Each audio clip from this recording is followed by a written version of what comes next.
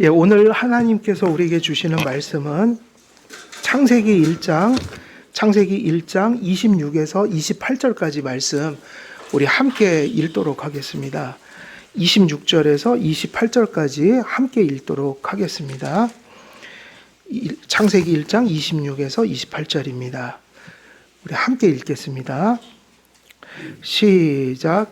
하나님이 이르시되 우리의 형상을 따라 우리의 모양대로 우리가 사람을 만들고 그들로 바다의 물고기와 하늘의 새와 가축과 온 땅과 땅에 기는 모든 것을 다스리게 하자 하시고, 하나님이 자기 형상 곧 하나님의 형상대로 사람을 창조하시되 남자와 여자를 창조하시고, 하나님이 그들에게 복을 주시며 하나님이 그들에게 이르시되 생육하고 번성하여 땅에 충만하라. 땅을 정복하라. 바다의 물고기와 하늘의 새와 땅에 움직이는 모든 생물을 다스리라 하시니라. 아멘. 오늘 이제 기독교 강요는 인간 창조로 이제 넘어왔습니다. 우리가 지난 시간까지 마귀까지 했는데요. 마귀론까지 했는데 이제 오늘은 46페이지입니다. 46페이지 인간의 창조입니다. 인간 창조. 그래서 제1권 15장 1절에서 8절까지 그 내용들이 기록되어 있고요. 세부적인 내용들도 들어가면 첫 번째 단락, 사람의 창조가 갖는 중요성, 피조된 인간의 이중적 상태, 그 제1권 15장 1절에 나오는 내용들입니다. 그래서 우리가 1번에서 살필 것은 사람의 창조가 되게 중요하다. 사람의 창조. 사람 창조가 참 중요하다. 그러면 세상도 저마다 인간을 다 소중히 여기지만 사람이 사람을 바라볼 때 왜 그 존엄성을 인정하고 또 사람의 가치가 어떤 것인가를 판단할 때 다 세상 사람들과 하나님 믿는 사람들이 다 달라요, 기준이. 그래서 인간을 존중해야 된다는 의미는 다 누구나 인정하는 바이지만 사실은 그 인간을 정말 존중하거나 인간이 무엇인가라는 것을 이야기할 때 그 정답은 사실은 하나님이 인간을 지으셨기 때문에 성경에, 그리고 하나님을 믿는 사람들만이 왜 사람을 존중하고 사람은 어떻게 살아가야 되는지를 설명할 수 있는 겁니다.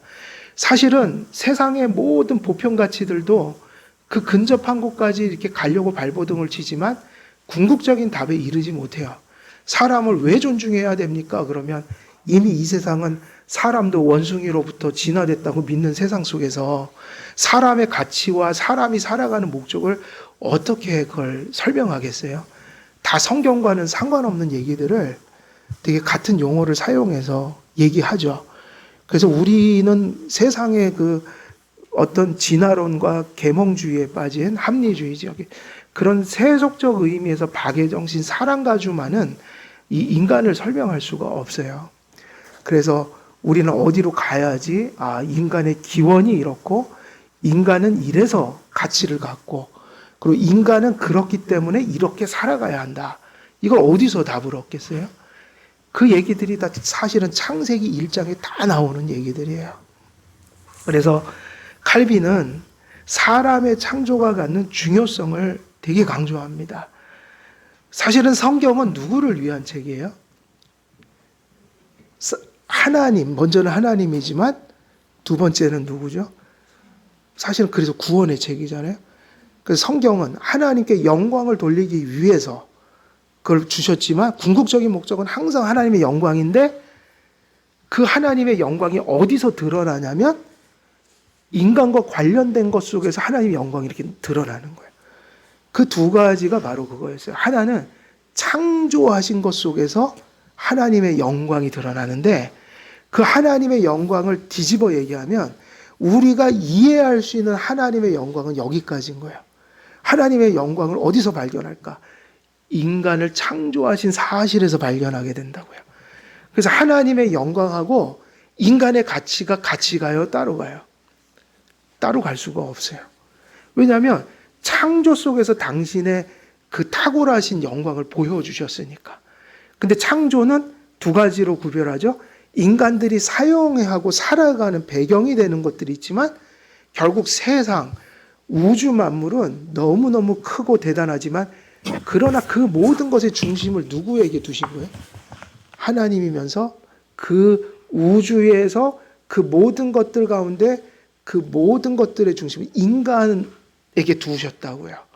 그러니까 창세기 말씀 보면 뭐 강도, 바다도, 땅도, 채소도, 동물도, 곤충도 다 하나님 지으셨지만 그걸 누구를 위해서 지어주신 거예요? 너무 분명한 거예요. 인간을 위해서 지어주신 거예요. 그래서 인간은 사실은 모든 것을 다스리면서 살아요, 지금도. 피조물들이 인간을 이용하는 게 아니라 인간이 피조물을 이용하고 살죠. 수단으로. 그죠? 근데 타락을 하는 바람에 그걸 이용할 때 되게 안 좋은 방식으로 이용을 해갖고 문제가 생기는 거지만 원래 하나님은 인간에게 주시려고 세상을 지으셨어요. 그러니 하나님의 창조라는 것 속에서 하나님의 영광을 발견해야만 한다. 그러면 이제 타락이라는 게 들어오니까 하나님은 또 창조된 세계가 망가졌잖아요. 그러니까 하나님의 영광이 가리워졌단 말이에요. 그러니까 여러분, 우리가 인간으로서 우리가 잘 사는 게 하나님께 영광을 돌리는 거예요. 그 잘 산다는 것 속에는 아까 김주열 목사님 말씀 참 잘하셨어요. 좋다는 것은 무조건 다 좋다는 의미가 아니라 하나님의 뜻에 부합한 것이 가장 좋은 거예요. 근데 타락 전에는 그게 힘들지 않았다고요. 그게 자연스러운 모습이었고 그래서 가장 인간에게 선한 환경이 조성되어 있었어요. 근데 타락을 하니까 그게 안 되는 거예요. 그러니까 하나님의 영광이 가려져 버렸단 말이에요. 선한 것이 악하게 되니까 하나님의 영광이 가려져 버렸어요. 그러니까 하나님께서 또다시 당신의 영광을 다시 한번 세상에 드높이고자 또 일을 하시는데 그 영광을 저기 그 스페이스라고 그러죠. 우주죠. 물리적인 우주 공간에다 하신 게 아니라 어디다 하신 거예요? 인간의 마음판에 다시 한번 그 영광을 회복시키는데 그게 뭐냐면 구속. 십자가에서 허물과 죄로 죽었던 인간들을 다시 구원하심으로 그 파괴된 하나님의 형상을 회복시켜서 인간이 회복되고 그리고 궁극적으로는 이제 새 하늘과 새 땅이 열려지는 그런 완전한 나라를 프로젝트를 세우셔서 지금은 그게 과정이라고 그랬죠. 오전에 말씀드린 것처럼 성전이 이미 지어졌지만 또 지어져 가고 있다 지금. 그럼 지금 삶은 우리가 한편으로는 고단하지만 한편으로 성도와 교회는 계속 기쁨을 누리고 있는 거예요. 지금 왜? 우리가 성도로서 살아가는 순간순간이 뭐가 지금 막 펼쳐지고 있는 거예요? 하나님의 성전이 지어져 가고 있는 걸 경험하고 있는 거라. 오늘 우리가 한길교회에서 예배를 드리면서 여전히 하나님의 구속이 드러나고 있는 거예요. 그러니까 하나님의 영광이 이번에도 누구를 향해서 이루어진 거예요? 누구를 향해서 나타난 거예요? 인간 구원을 통해서.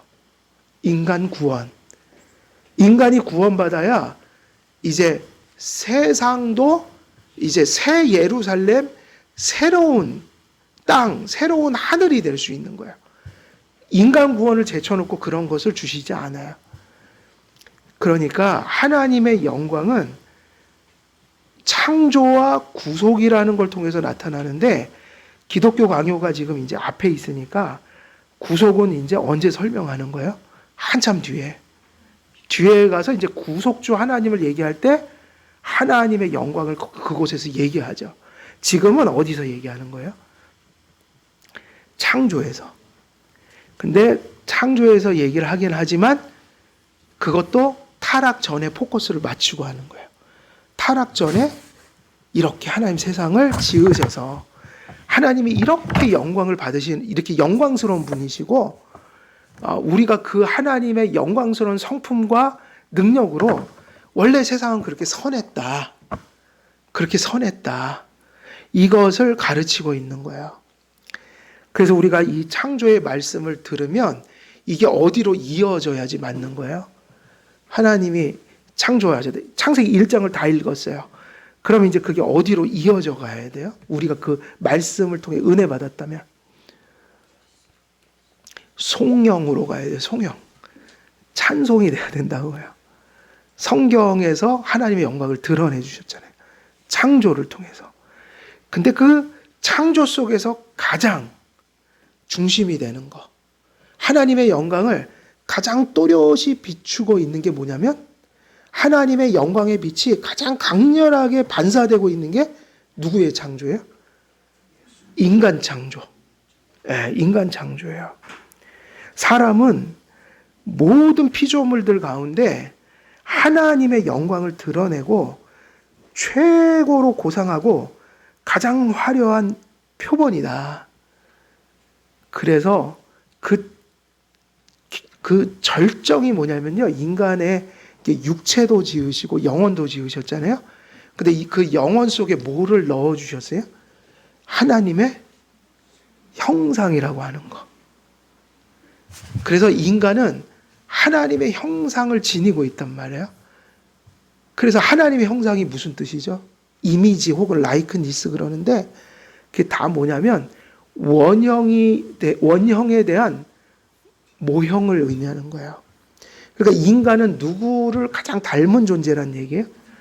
예, 피조물 중에 가장. 그래서 인간은 하나님의 영광을 가장 많이 비추고 있어요.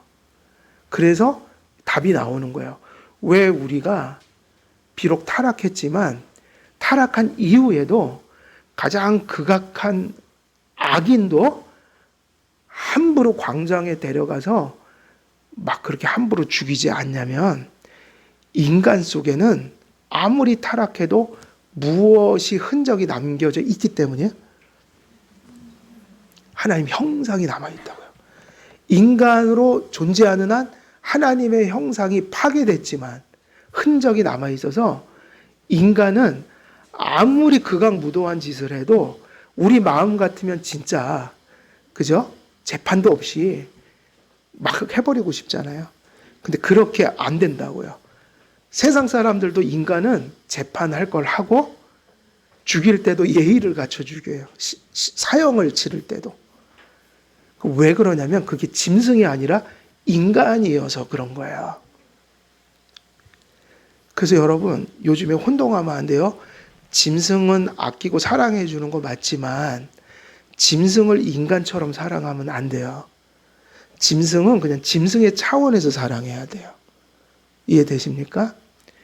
왜냐하면 제가 계속 그 얘기를 요즘에 들어요. 강아지가 죽으면 제사를 지내고 매장을 한대요.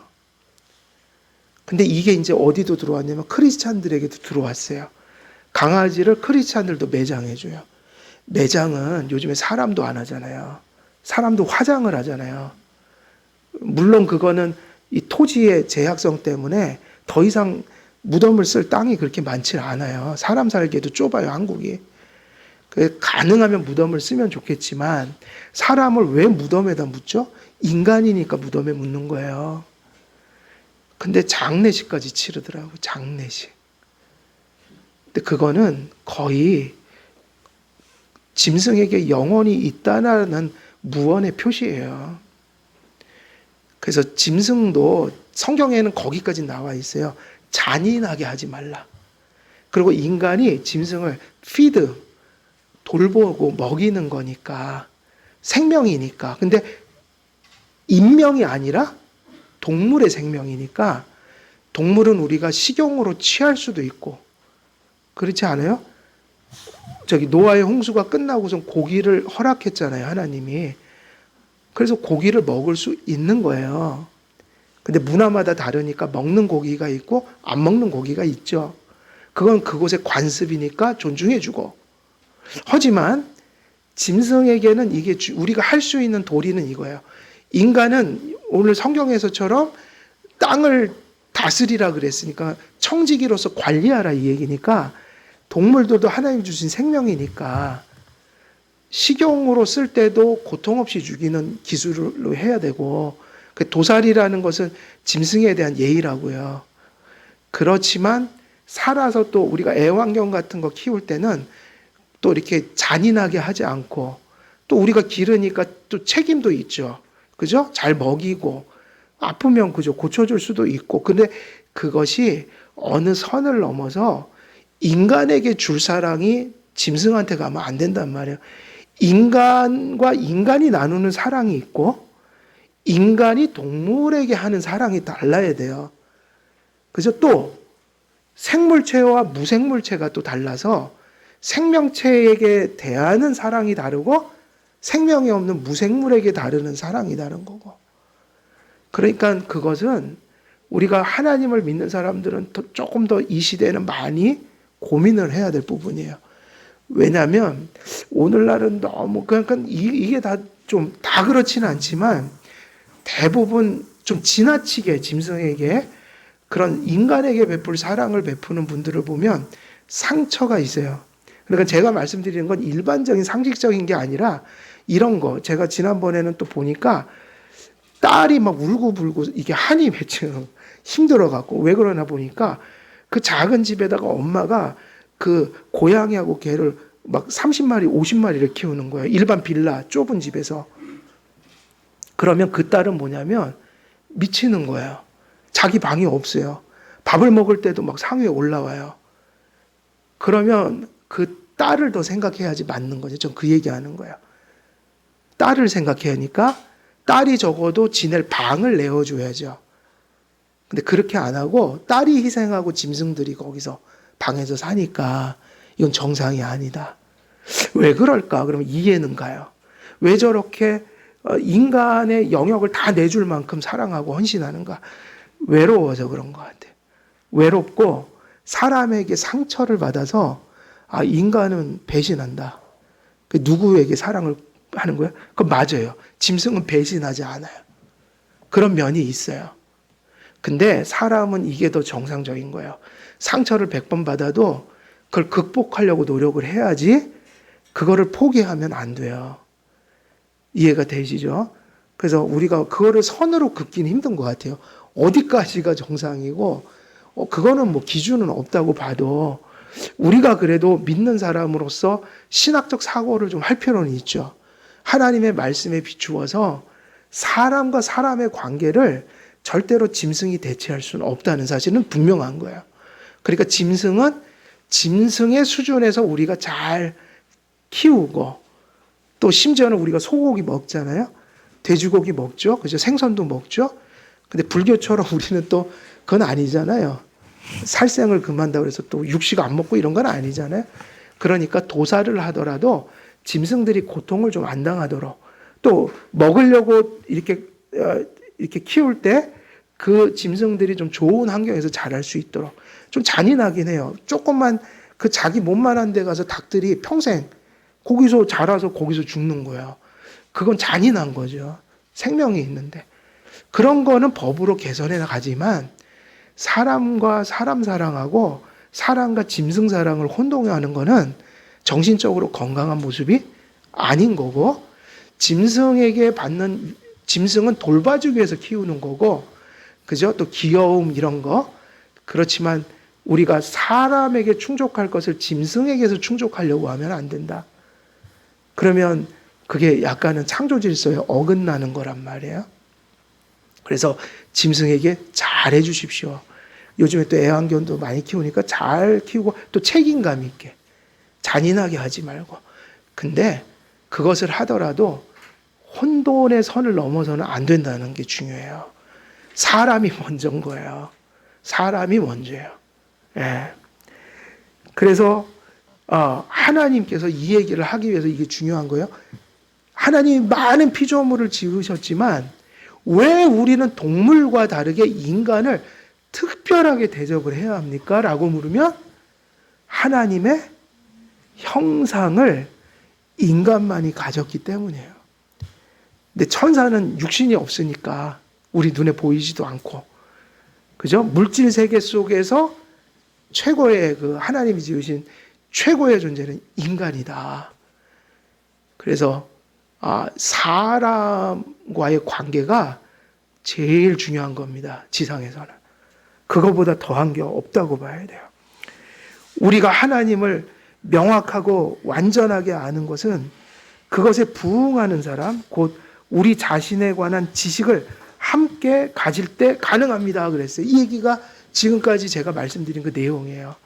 하나님의 형상을 인간에게 주셨기 때문에 인간 창조는 특별히 하나님의 영광을 그 인간의 존재 속에서 발현되게 만들었기 때문에 하나님을 아는 일과 누구를 아는 일이 하나님을 풍성하게 아는 일로 같이 연결되어 있냐면 하나님과 누구를 같이 알아야 돼요?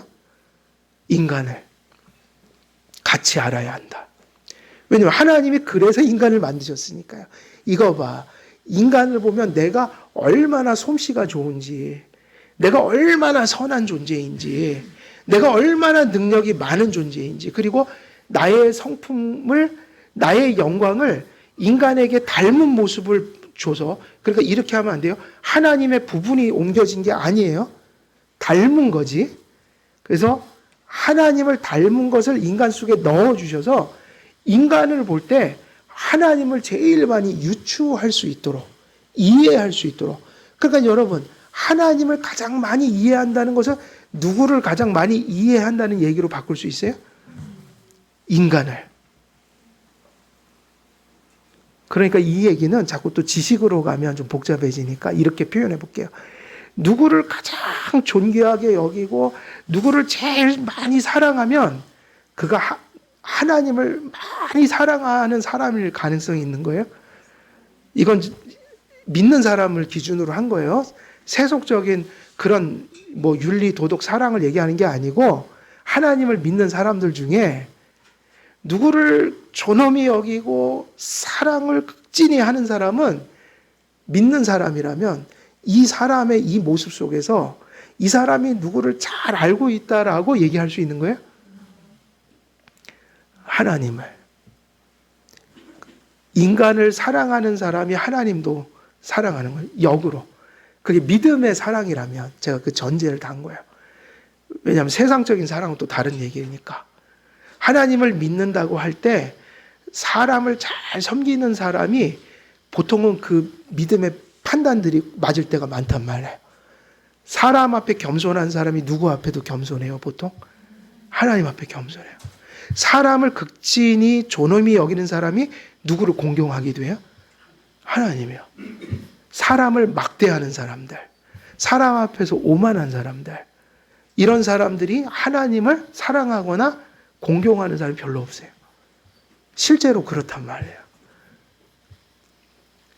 그래서 인간을 아는 일이 상당히 중요해요. 그래서 사람에 대한 지식은 이중적이다 그랬어요. 성경은 사람의 상태를 왜 이중적이라고 그랬냐면 우리가 사람을 안다고 할 때 두 개를 딱 이렇게 구분해야지 온전히 알 수 있어요. 사람은 다 같은 사람이 아니라 사실은 우리는 지금 어디에 속한 사람이에요? 우리는 어디에 속한 사람들이에요? 타락 속에, 그러니까 타락한 이후에 살아가는 죄성을 가진 존재들이잖아요. 그러니까 사람이라고 할 때 우리는 두 가지를 알아야 한다. 첫째는 타락하기 전에 인간이 있었어요. 타락 전의 인간. 근데 이 타락 전의 인간을 우리가 경험하거나 우리들 속에서 발견할 수 있을까요? 없어요. 우리가 거듭났어도 죄가 없는 나를 경험한 적이 없어요. 이게 되게 중요한 사실이에요. 우리는 타인들 속에서도 그거를 발견할 수 없어요. 아, 죄가 없는 하나님이 처음에 지었던 오리지널했던 상태, 이거를 우리는 경험한 적이 없다고요. 있어요, 없어요? 그리고 우리 자신으로 돌아오면 우리 속에 죄가 없는 순간을 경험해 보신 적이 있어요, 없어요? 우리가 거듭나갖고 막 기뻐 뛸 때도 그때도 여죄가 있던 순간이라고요. 그러니까 타락 전에 죄가 없던 상태는 어디서만 발견할 수 있는 상태인 거예요? 성경에서만 추측할 수 있는 상태인 거예요. 하나님이 말씀해 주셔서 아는 거예요. 참 안타까운 거죠. 이렇게 생각하면 좀 약간 좀 슬프기도 해요. 야, 내가 엄마 뱃속에서 나와서 한 번도 죄가 없던 적이 없는 거야, 아직은. 그래서 성도님들이요, 종말론적인 신앙이 있어야 돼요. 야, 주님이 오시면 내가 죄 없는 나를 경험하게 된다. 그죠? 또 우리가 이 땅을 살아가다가 하나님 나라를 언젠가 가잖아요. 꼭 그게 슬픈 일만은 아니에요. 우리가 딱 숨을 거두고 눈을 뜨면 하나님 품에 있을 거란 말이에요.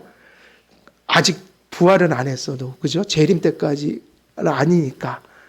그래도 우리가 죽을 때 좀 따끔하고 아프지만 딱 눈을 뜨면 뭐를 경험하냐면 아직 육체는 부활하지 않았지만 영혼이 영화된 상태로 천국 간단 말이에요.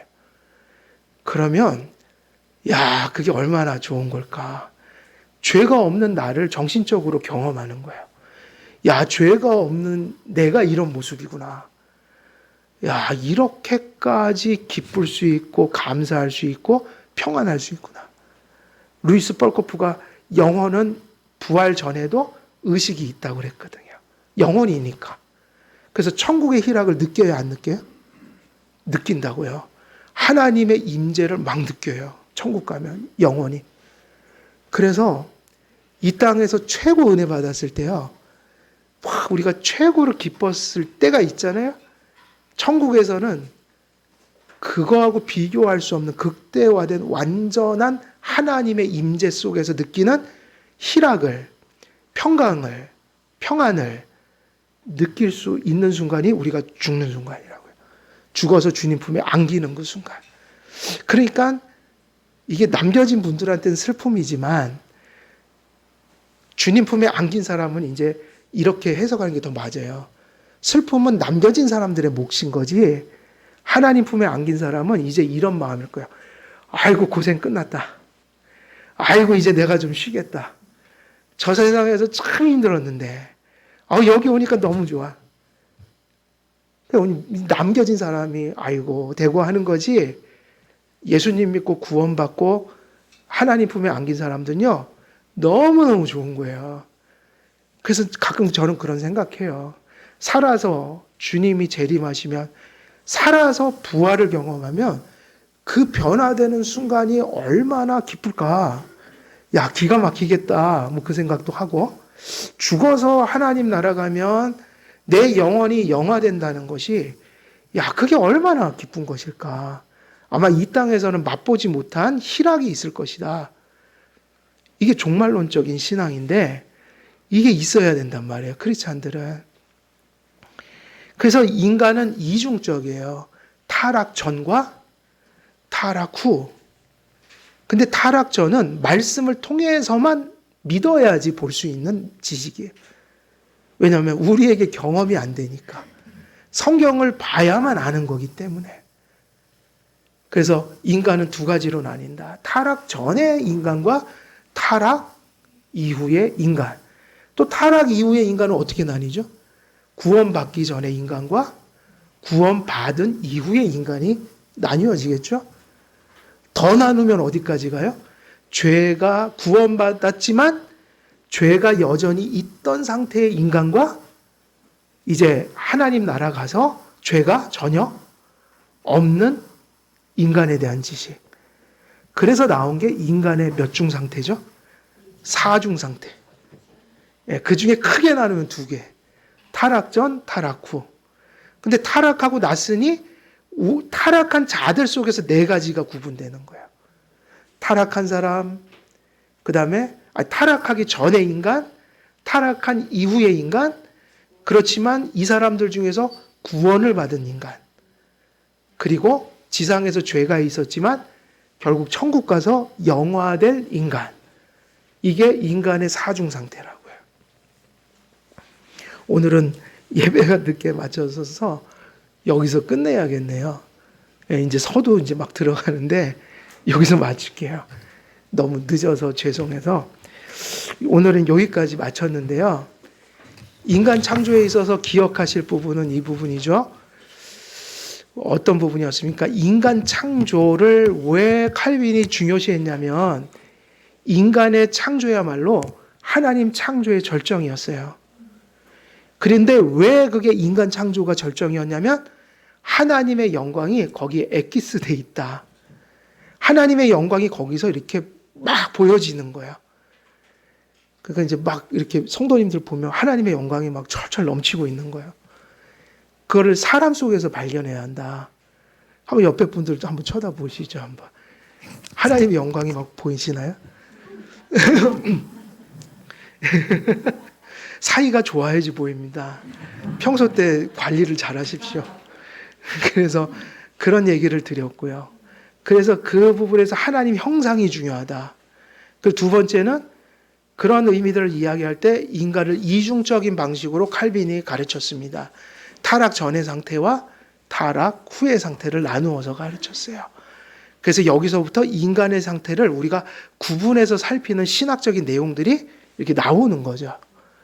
그래서 인간을 우리가 알아야 하는 이유는 하나님을 더 온전히 알기 위해서인 거고, 우리가 도달해야 될 결론은 인간의 창조 속에, 인간의 존재 속에서 하나님의 영광을 발견하는 거. 그래서 결국은 인간에 대한 바른 관계와 지식이 또 하나님에 대한 바른 관계와 지식을 또한 낳는데 엮여 있다. 뭐 이런 의미들이 칼빈의 이런 기독교 강요의 신학 속에 이렇게 면면이 흘러가고 있어요. 이 부분이 이제 중요한 겁니다. 그래서 오늘 여기까지 하고요. 제가 기도하고 마치겠습니다. 살아계신 하나님 아버지, 칼빈이 인간의 창조를 하나님의 영광과 또 하나님의 그 섭리를 발견하는 데 있어서 몹시 중요하다고 강조하고 있습니다. 인간을 하나님의 형상으로 지었기에 그것을 통하여 하나님께 영광을 돌리며, 또 저희들은 이 지상을 살아가며 왜 이웃을 사랑하고 섬겨야 할지 답을 얻게 됩니다. 우리가 인간 창조에 대한 바른 지식을 통해 하나님과 또 타락과 구속을, 또 우리가 받을 궁극적인 영화를 바라보게 하시고, 또 이 인간에 대한 바른 지식 속에서 우리가 이웃과 우리 성도들을 사랑하고 존엄히 여기며 섬기는 데 있어서 아버지 이 말씀들을 통해 유익을 얻을 수 있도록 함께하여 주옵소서. 감사드리옵고 우리 주 예수 그리스도의 이름으로 기도드리옵나이다. 아멘.